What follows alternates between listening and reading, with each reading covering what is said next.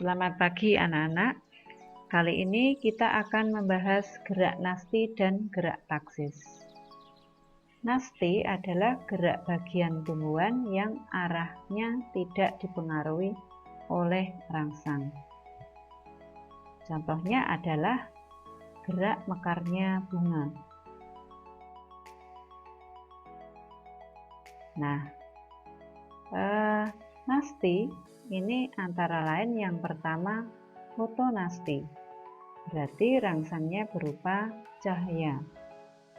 Nah, itu contohnya adalah tanaman atau bunga pukul 4, bunga pukul 9, bunga pukul 10. Nah, bunga-bunga itu setiap hari mekar pada jam-jam tertentu. Nah, karena pada jam-jam tersebut itu cahayanya intensitasnya paling sesuai sehingga bunga tersebut bisa mekar. Nah, kemudian yang kedua adalah termonasti. Itu berarti rangsangnya berupa suhu. Contohnya adalah bunga tulip. Bunga tulip itu hanya bisa mekar di musim semi di negara 4 musim. Karena pada musim tersebut suhunya paling cocok atau paling sesuai untuk tulip sehingga bisa mekar. Yang ketiga, seismonasti. Ini rangsangnya berupa getaran atau sentuhan. Nah, ini contohnya adalah pada daun putri malu.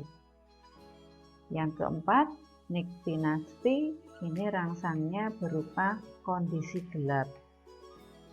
Nah, semua tanaman yang berdaun majemuk, nah seperti ini berdaun majemuk, termasuk semua tumbuhan polong-polongan, itu setiap sore atau malam atau keadaan gelap dia selalu menutup. Nah, ini yang dimaksud dengan gerak niktinasti. Yang kelima, ini adalah nasti kompleks. Ada beberapa faktor yang saling mempengaruhi dan bekerja sama, seperti cahaya, suhu, air, zat kimia atau enzim.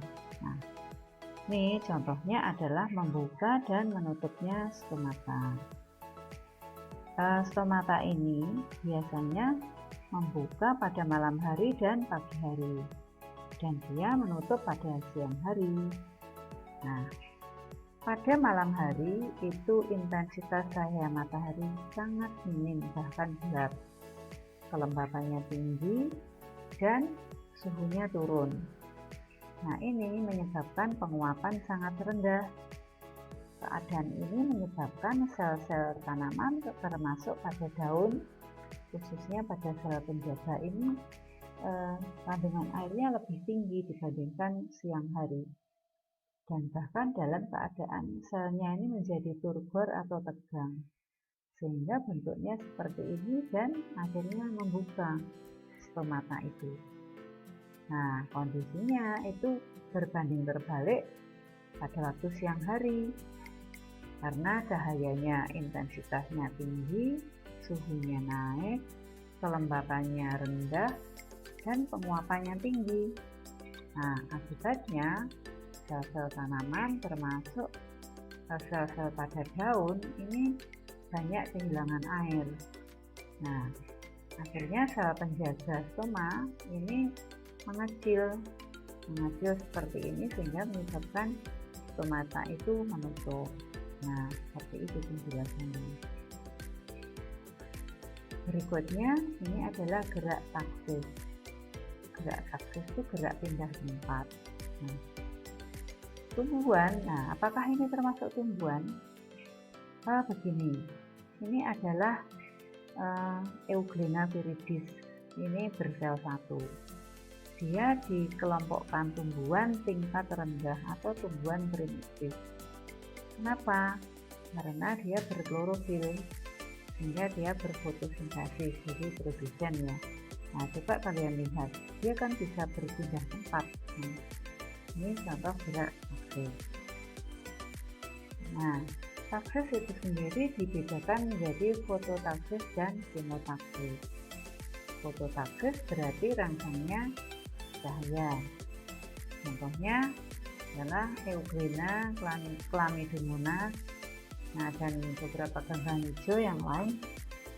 Ini yang selalu bergerak menuju ke arah cahaya karena dia memerlukan untuk fotosintesis. Dan yang kedua, kemotaksis itu berarti rangsangnya berupa kimia, zat kimia. Contohnya adalah bakteri yang aerob. Nah, ini artinya dia butuh oksigen bebas. Nah, berarti dia harus selalu bergerak atau berada di daerah yang banyak oksigennya. Ada yang misalnya menempel pada ganggang di perairan, di air, pada tempat yang banyak kloroplasnya. Nah, di situ kan ada fotosintesis, jadi dihasilkan oksigen. Atau dia bergerak ke permukaan untuk memperoleh oksigen, misalnya kalau dia di perairan, itu ya. Nah, demikian yang bisa kita bahas hari ini. Terima kasih sudah melihat video ini dan sampai jumpa pada video-video yang lain, pembelajaran yang lainnya. Terima kasih.